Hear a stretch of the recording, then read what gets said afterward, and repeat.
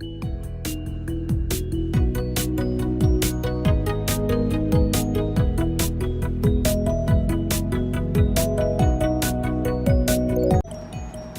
back mga kasanggang wika at katanggol wika. Nahibahagi ko sa nakaraan nating paksa ang kasaysayan ng tulang acrostic at ang pinagmulang wika, ang kanyang kahulugan, maging ang kahalaga nito sa panitikan at kasaysayan. Naibahagi ko rin sa pasimula kung paano ang pamamaraan ng paglalarawan ng isang ideya ng pagsusulat ng tulang acrostic. Gaya ng unang halimbawa na tulang acrostic, ang tao, 3 titik lamang na binigyan natin ng tamang pakahulugan. Mag-practice lang tayo sa pagsulat ng tulang acrostic hanggang sa tayo ay masanay. Isa pang mahalagang kailangan natin ay ang sangguniang diksyonaryo. Pilipino-Pilipino o Pilipino-English o English-Pilipino na diksyonaryo. Sapagkat napakahalaga kung mayroon tayong sangguniang diksyonaryo. Magbasa din tayo ng mga libro ng mga tula, maging English man ito, upang magkaroon tayo ng mga ideya, inspirasyon sa paggawa, pagsulat ng tula. At maging ang mga batikang manunulat ng mga tula. Tulad na ng ating pambansang alagad ng sining, ang kagalang-galang na Virgilio S. Almario, isang napakahusay na manunulat ng tula. Mahusay na kritiko, inspirasyon sa panulat. Kaya lakas loob kong ginawa ng tula ang Rio Alma. Si Ginoong Virgilio o Rio Alma ay siya ang tagapagtatag, pinakamatandaan at nangungunang samahan ng mga makata sa wikang Pilipino. Ang linangan sa imahen, retorika at anyo o lira. Nagpasimula ito noong 1985. Narito ang ginawa kong tulang Rio Alma. Ritmo ng makatang lapat sa panulat, integridad sapat, nilahad sa aklat, obrang ikinalat na parang alamat, akmang panitikan para sa ating lahat, lunggatit pamana ng lahi mamulat, modelot dakila, kathang pinasikat, alagad ng sining, tunay at marapat. Ngayon naman ay ibahagi ko ang anyo ng mga tula upang maunawa natin ang ganda ng sining nito. Ang Malayang Taludturan, isang tula na sinusulat ng walang anumang sinusunod, kundi ang anumang naisin ng sumusulat. Ang pangalawa ay ang tinatawag na traditional o formal na tula. Ito ay isang anyo ng tula na may sukat at tugma at malalim ang mga salita at kahulugan nito. Mayroon ding may sukat na walang tugma at walang sukat na may tugma. Mayroon ding 3 natitira at kakaibang anyo pa ng tula na kinakailangan pang malaman natin. Ang 3 ito ay tinatawag na special na anyo ng tula dahil ito ay nabibilang sa katutubong uri ng mga tula. Ang Jonah ay isang katutubong tula na binuo ng 7 pantig kada taludtod, 3 taludtod kada saknong at may isahang tugmaan. Ang pangalawa ay ang Dalit. Ang Dalit ay isa ring katutubong anyo ng tula na binubuo ng 8 pantig kada taludtod, 4 na taludtod kada saknong at may isahan ding tugmaan. Ang pangatlo ay ang Tanaga. Isa rin itong katutubong anyo ng tula na binubuo naman ng 7 pantig kada taludtod, 4 na taludtod kada saknong na may isahan ding tugmaan. Ang totoo, hindi ko na dapat ito banggitin dahil ang 3 anyo ng tulang ito ay na sinasabing special ay hindi naangkop sa tulang acrostic.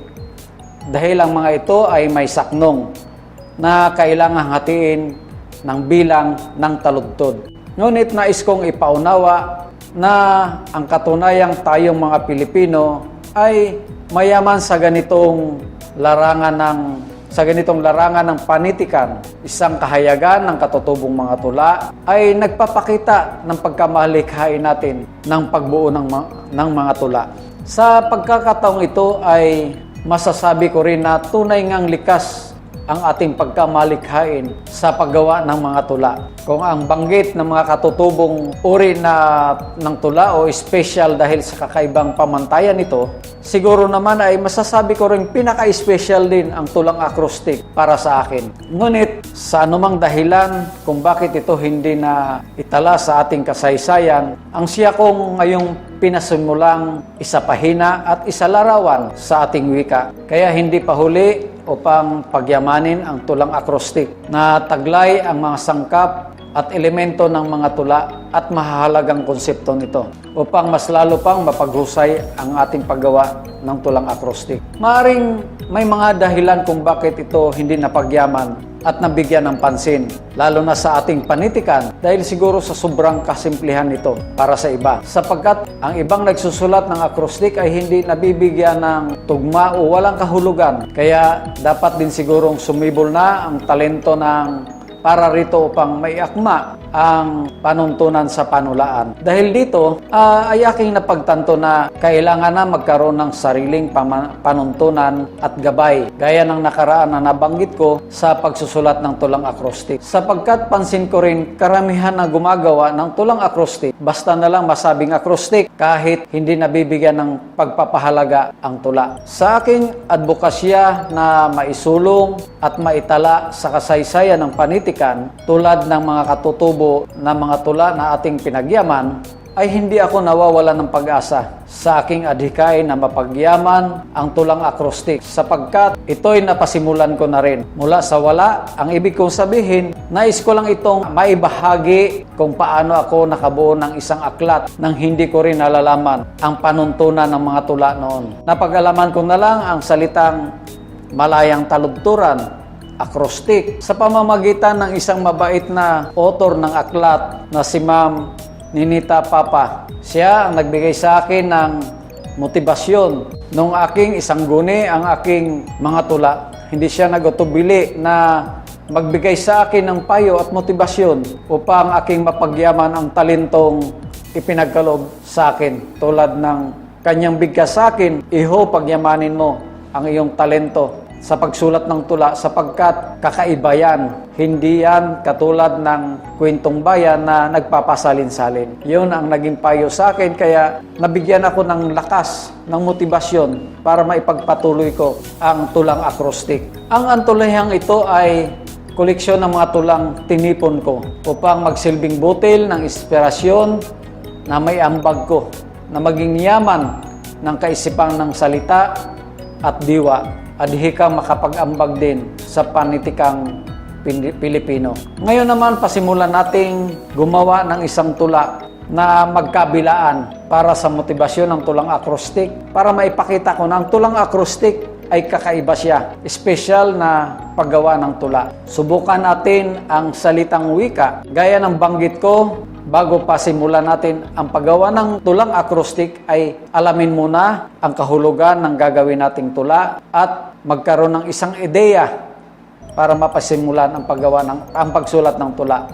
Gaya ng ating gagawing tulang wika. Ang kahulugan ng wika ay ito ay kaluluwa ng bansa, pag-iisip ng isang bayan, kumakatawan sa isang malayang pagsama-sama at pagkakaisa ng layunin at damdamin.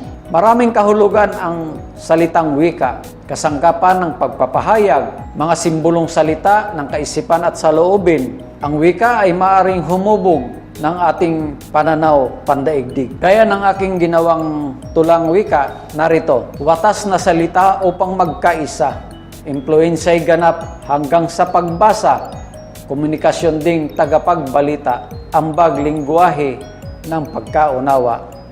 Wastong nagbubuklod sa tao at bansa, impormasyon tumpak, lalong pinalawak, komunikasyon ay bahagi ng lahi, aksyong pinalakas, tanaw at malinaw. Ang panghuli ay ang wagas na salita, sa puso'y umapaw, ipahayag diwat kahulugan lagi, kataga at aksyon matiyak na tumpak, akayin ng wasto, bigkising iisa.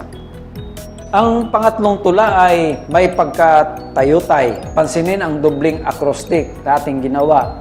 Makikita natin ang salitang watas na ibig sabihin unawa o intindi, wagas, dalisay, busilak. Kaya napakahalaga ng sangguniang diksyonaryo para maunawaan natin kung anong tamang ilalapat natin sa ating tulang akrostik. Narito pa ang kasunod nating tulang akrostik, ang komunikasyon. Gaya ng dati, alamin natin kung anong kahulugan ng komunikasyon at magkaroon tayo ng panibagong ideya para sa salitang komunikasyon. Komunikasyon, ihatid mga impormasyon, oras ng balita, radyo, telebisyon, mensaheng may mga kaukulang misyon, ulat ng panahon kung anong direksyon, nilimbag sa diaryot, may mga opinyon. Ilathala upang mabatid ang layon, kaunlarang hatid, nagbagong kondisyon, ambag ng pag-unlad sa bagong panahon, sulat na pag-iwan na ibang sitwasyon, yabong ay talastas, makabagong cellphone, okasyon sa Facebook, lahat na atraksyon, nilagom ang bawat pakikipagtransaksyon. Ngayon naman ay ang tulang akrostik ng kapayapaan. Maraming mag-aaral ang humiling sa akin na gumawa ng tulang kapayapaan. Narito ang ginawa kong tulang kapayapaan. Kalasag na asam pinanday na gabay, at bukas siyang tunay iharap sa hanay. Pipigil sa tabak ng mga kaaway, alpas sa kadinang taglay nitong buhay. Yurak na lumabong ng kawalang malay, alipustay dama ng digmaang ingay, pawiin ang luha sa agos matangay, aninag masilay ng bukang liwayway, alayan ang pusong kay tagal na himlay, ningning ng liwanag na silay na tanggumpay. Kung mapapansin natin, ang ginawa kong kapayapaan ay mayroong hugot, marahil dahil bilang sundalo. Kaya naging matayutay ang aking paggawa ng tulang akrostik ng kapayapaan.